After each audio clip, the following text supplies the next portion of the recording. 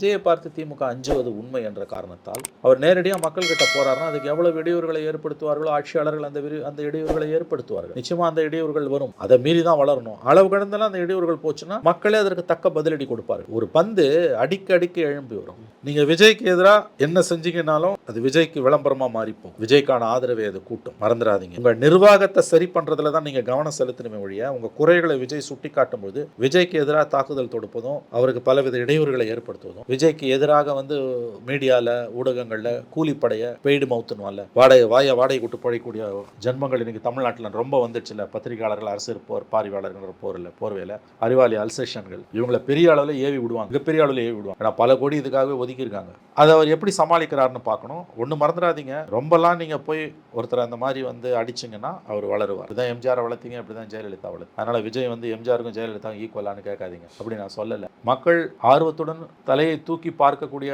ஒரு பிரபலத்தை உங்ககிட்ட அதிகார பலம் இருக்குது, உங்ககிட்ட பண பலம் இருக்குது, உங்ககிட்ட மீடியா பலம் இருக்குதுன்ற காரணத்துக்காக நீங்கள் அடிப்பீர்களே ஆனால் இயற்கை வட்டியும் முதலமாக உங்களுக்கு திரும்ப கொடுக்கும்.